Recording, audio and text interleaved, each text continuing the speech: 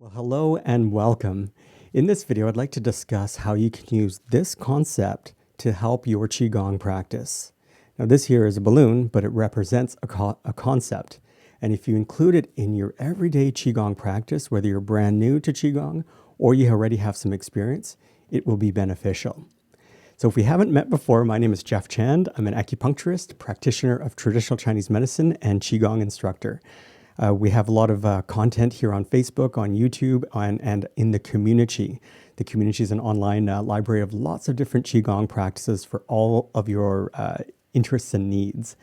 So Qigong practice is fascinating. I find it so interesting to learn about it and to watch and to try to absorb different concepts from traditional Qigong practice and from all over the world, all different areas of China and Asia, and also to look at some modern ideas, modern forms of meditation and cognitive behavior therapy and all these kind of mindfulness practices, and see how they're actually the same thing. They're saying the same thing, but they just have different language.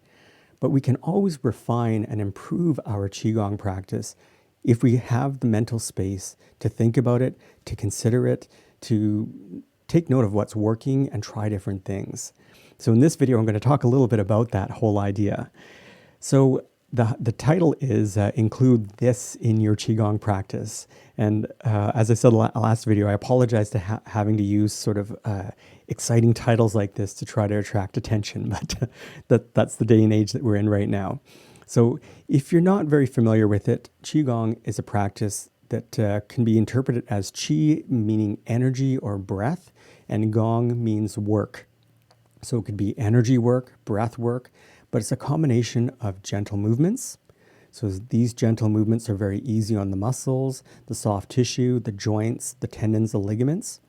And it also actually helps stimulate the body externally, so those areas that I mentioned, but even internally. So possibly even the internal organs and deep into the body, into the joints. So it involves these gentle movements that are usually very circular. So they're not linear, like back, forth, that's a linear movement. Circular is very graceful, soft, open, round. Circular movements. It also involves a lot of different breathing practices. Could be deep breathing, could be just natural breathing, could be breathing in and holding, and then breathing out. It could be trying to take long, really slow breaths, or it could be even fast breathing. How often do we actually really get to be conscious and aware of our breathing and pay attention to it, and just consciously work on improving our breathing? So Qigong practice is breathing, and it's also positive intention.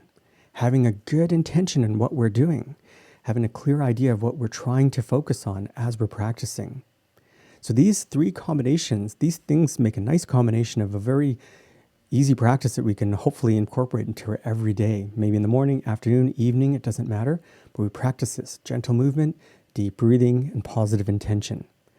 People practice Qigong for many different reasons, for low energy and fatigue, and just feeling kind of depleted or burnout, being burnt out, professionally burnt out. Actually, in the last little while, there have been quite a few people who've experienced a lot of professional burnout, caregiver burnout because of situations. And sleep issues is another reason why people are practicing, because of insomnia.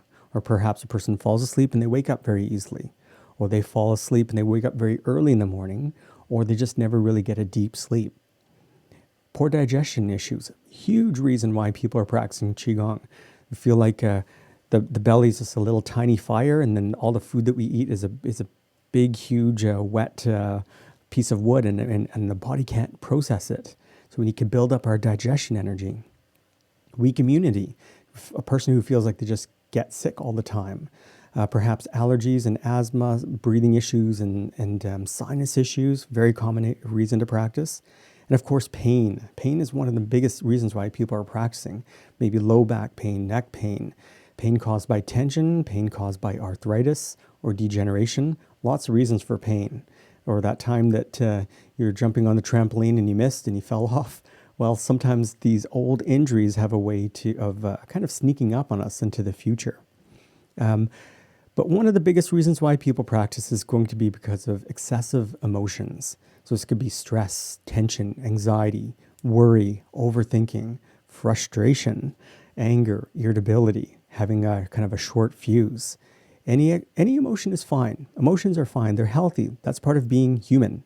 Excessive emotions, these are what are not so healthy for us, because when we have excessive emotions, it starts to injure the body. This is according to traditional Chinese medicine, or TCM. So these are all the reasons to practice Qigong. This is some of the reasons. And when we combine gentle movement, deep breathing, and a positive intention, it all helps. But we can also practice in a way that we're just going through the motions. We're not really there. We're not really in the right, what I like to call the Qigong mind. Our mind is just not in the right place. So what is it that we need? Well, that's what we're talking about. That's that little, my balloon went away, but that's the secret, or not secret, but that's that one concept that we need to include. So the concept is the possibility. We need to include the feeling of maybe it's possible to feel a little bit better. So it could be the idea that maybe I could feel just a little bit better. Maybe my practice will help me. Maybe I can help myself. So all these ideas are just a little bit of possibility, a little bit of hope, a little bit of faith, a little bit of visualization. Maybe we have some troubles with our body and we have pain when we're moving. But do we feel the possibility that, is it possible that I could actually be pain-free?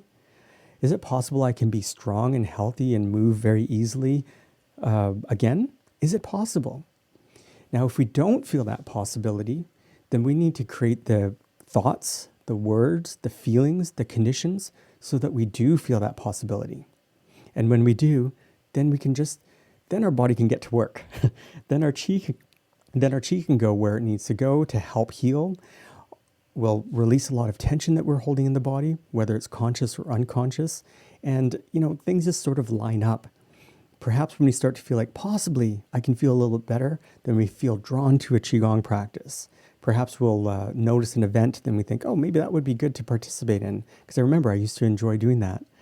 Maybe we'll run across somebody and say, oh, I haven't seen you for a while. And it just creates a synergistic, positive experience. So the possibility is what is actually an important aspect of Qigong practice, but it's often overlooked because it's very easy just to kind of, put on your Qigong clothes and just start practicing without any intention, without any awareness. But we want to have that possibility that maybe I can feel a little bit better today. And hopefully, as we keep practicing that idea, we practice our Qigong, we practice reinforcing this good idea, this becomes our new habit. Many of the people who I've met who are masters of Qigong and have been practicing for a long period of time, they have a very open and expansive mind. And it doesn't matter what age their biology is in, they have a very open, curious, possible seeking mind. And I find that so inspirational. But it doesn't always naturally happen like that. It's something that we can reinforce, teach yourself over and over and over until that becomes a new pattern. So that's the idea, is to create the sense of possibility that maybe I can feel a little bit better, maybe I can help myself, maybe everything is going to be okay. And we can work on these words and the ideas in our mind so that we can feel like that. So it's wonderful to see some of you here, and thank you for your comments. And but if you're watching the replay, let me know if this idea resonated with you, and if you just can feel like, what are the words to make you feel like a hopeful sense of possibility in your practice. Now you may be, or one might start to think, is this the idea of having faith or using subconscious ideas, or even the idea of placebo? And to which I say, yes, it is. It is using that body-mind connection where the mind is being influenced, the body is being influenced by the mind. The mind is influencing the body. That could be one version of the placebo effect. Lots of times we hear placebo in a negative way, as if it's a bad thing. Well, it's only bad when a person is trying to test an actual, maybe therapeutic, a pharmaceutical herb, or something like that, or an actual technique, and they want to see, like, is there something that's beyond the effect of the mind, the placebo effect? And so sometimes the effect of the therapeutic is the same as the effect of the placebo, and then that's when they think it's a negative thing. But to me, I think that's a wonderful thing. If we can involve our mind and our positive intention in our overall health and wellness, this is great. This helps put us back in control of some aspects of our health. There will be some times, though, that we might need to consult with experts. There may be some serious situations, and when those serious situations come up, we need to have our healthcare team with us or medical team with us to be able to help us. But if we can rely on ourselves with the idea of possibility, with some positivity, with some deep breathing, with some good posture, some good practices, then I think that's a great long-term plan. So thank you all so much for being here. I know it was a little bit of a last-minute thing, and if you like this sort of approach, this kind of philosophy to Qigong, you can come join the Communi-Qi. And here we have many different types of practices. We just added one that was a spinal twisting type of practice. And we have some walking Qigong practices we just added. So we're always adding new practices. And we have a wonderful and warm, welcoming private forum where people who are Qigong practitioners can connect and share ideas. So come join us if you feel interested in it. And all the videos there are different than the Qigong practices that we have on YouTube. But we have lots of practices. Come explore, find your way of practicing, find your formula. And thank you again so much for being here. And for those of you who've said hello. And we will see you next time. If you've enjoyed this style of Qigong, please come join the Communi-Qi for a wide variety of Qigong routines that's ideal for beginners or if you already have some experience. The Communi-Qi has convenient, simple Qigong practices that are safe, gentle, and effective to help you feel healthy and full of vitality. Come join us today. If you haven't already, be sure to sign up for our newsletter in the link below so we can notify you when we release new YouTube videos. Thanks for watching, and we'll see you soon.